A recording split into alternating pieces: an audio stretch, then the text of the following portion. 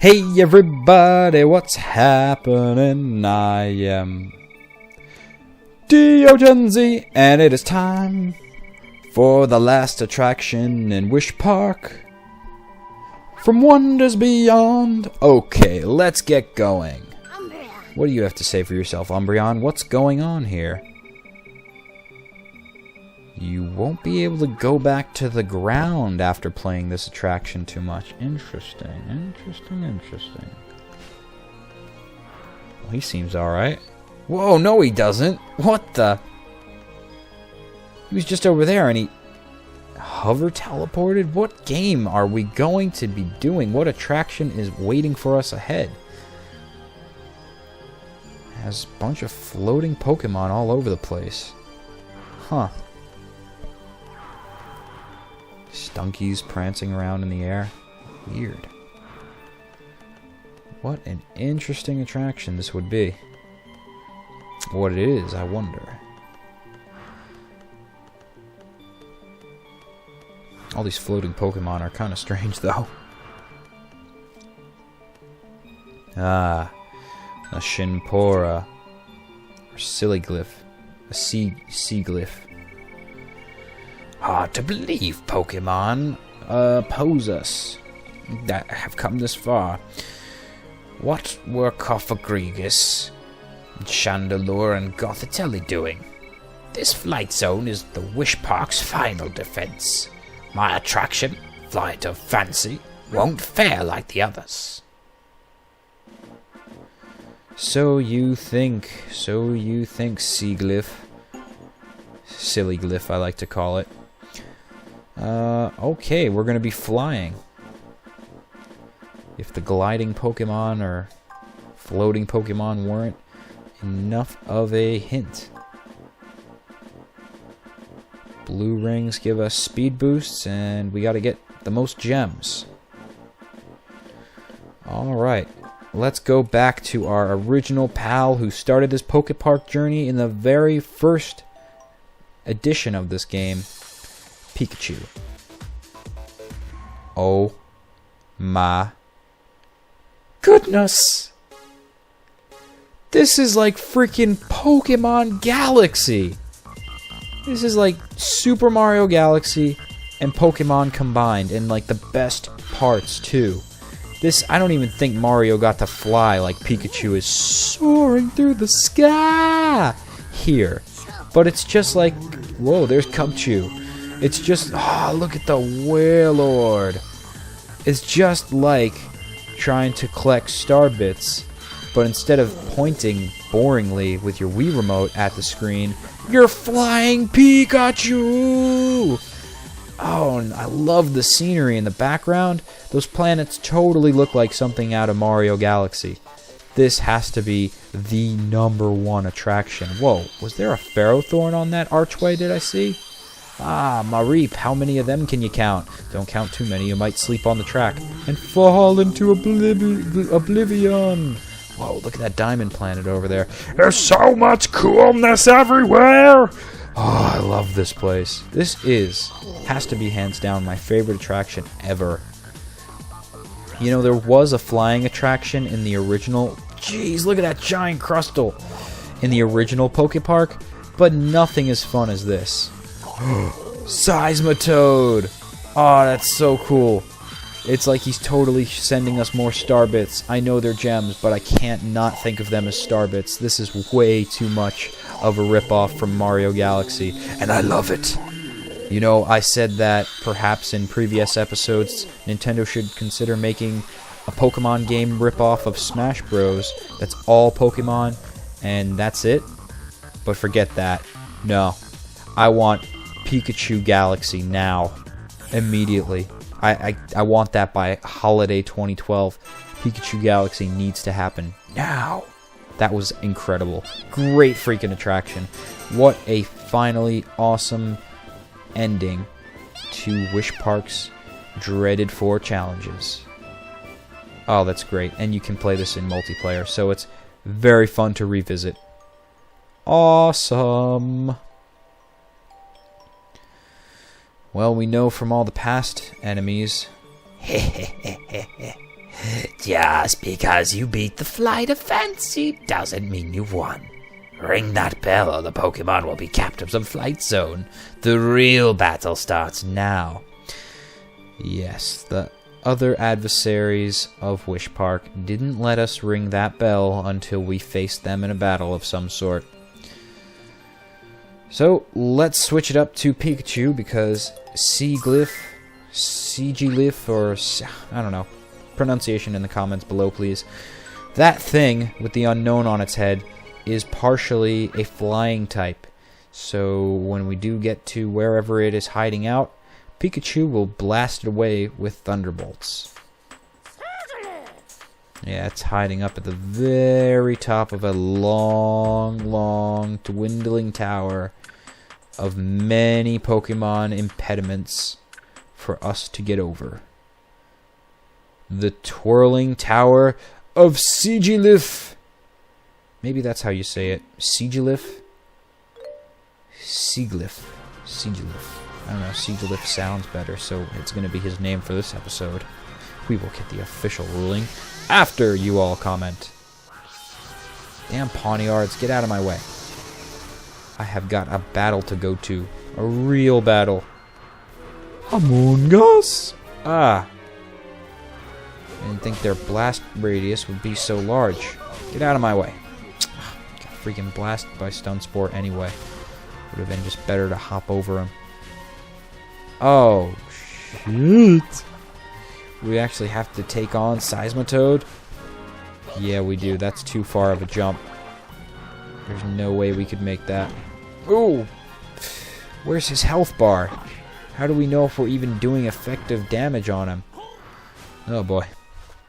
I know for a fact that my Thunderbolts are ineffective, so we're going to have to go, unfortunately, close to him with his toxic attacks.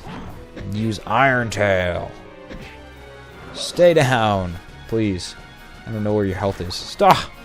Stop spewing poison at me. You obviously don't understand. I know how fun that attraction was, especially for you, Seismitoad. You got to ride an entire planet, but please! Work with me here.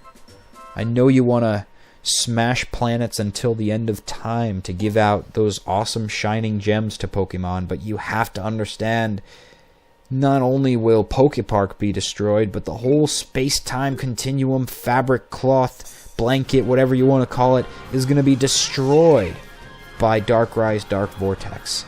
Both worlds will become unstable by space-time being unwound. I'm more surprised than anything that Dialga and Palkia haven't been found in this game. Actually, were Dialga and Palkia even in the original PokePark? That's something I need to wonder.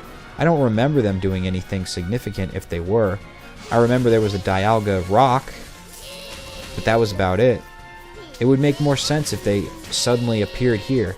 I mean, Darkrai's here, and Darkrai's from the 4th gen. It would really make sense if the time and space Pokemon appeared all of a sudden during this time and space catastrophe. I don't know, it seems like that's what they would do. That's just kind of their thing. It's like if there was a flood, you would expect there to be a Kyogre behind it. And if there was a drought, Groudon. Thunderstorm, Zapdos, you know, something of that nature. Maybe a Raikou, who knows. But no, big missed opportunity. And we can't send him over the side, but we were more persistent with our Iron Tail there, so our attacks knocked him out quick. Whoa, okay. Stay back from Girder. Oh, damn, no! I missed my...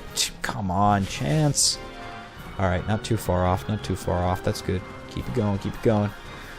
At least there's no time limit to this. That's a nice thing. There may not be any health bars for the Pokemon we have to actually defeat on the way up, but there is also no time limit. So it's no reason to rush, guys. Haste makes waste in this case. If you try to rush your way up, note how these girders are not whirling their gigantic steel girder towards you. They're just whirling in a space. In the space that they occupy.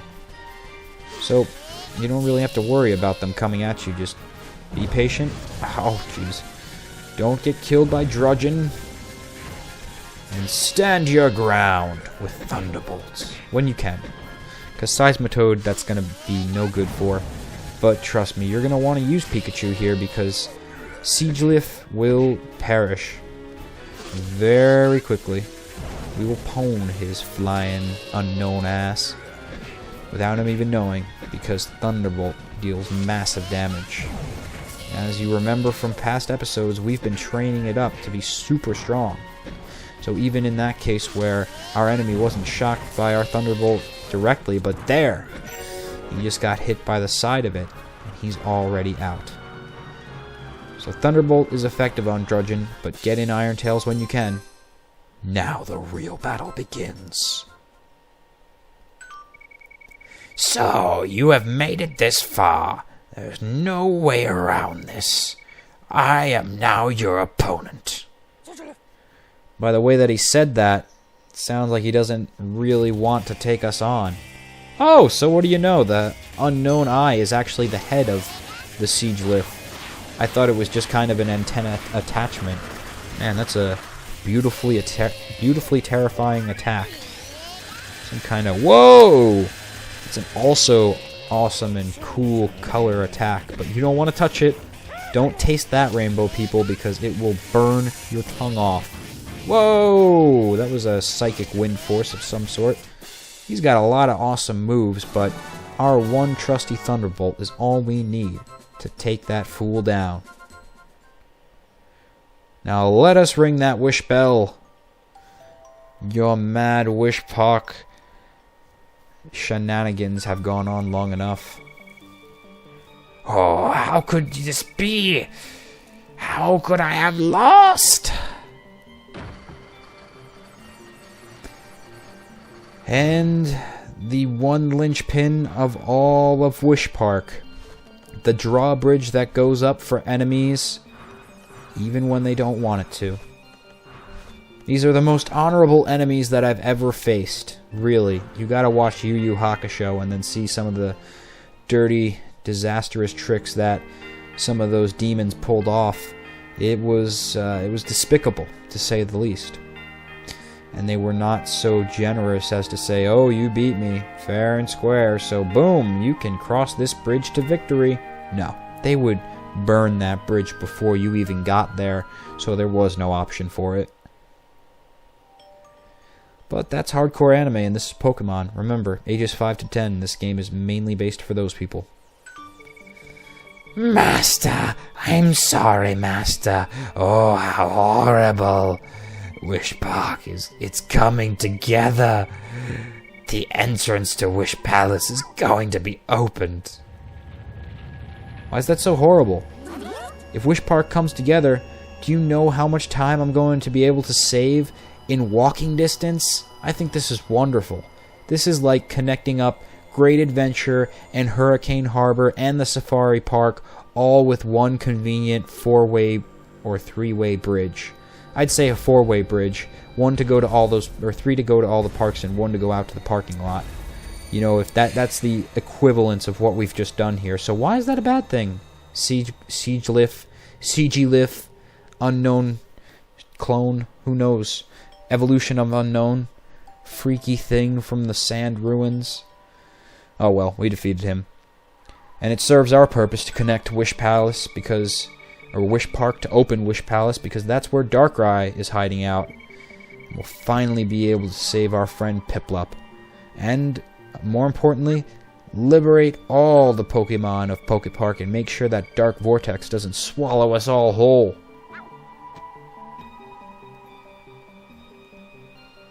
Ooh, what's that?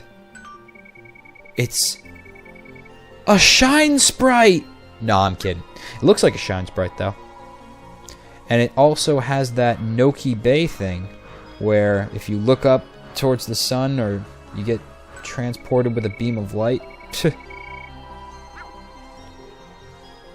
Okay, I guess that wasn't the right way to go. I suppose they don't want you exploring any of the new connected zones of PokePark, they just want you to go straight to the point. And so we shall. In the next episode, we will find out what Darkrai's plan and final last-ditch effort to save this place will be. So, you've finally come this far. The only thing waiting for you in Wish Palace is sadness. If that is okay with you, then proceed. Gothatelli. Freaking goth. It's in your name. Well, guys, I anticipate much happier endings, so I will see you in the next episode of PokePark Wonders Beyond.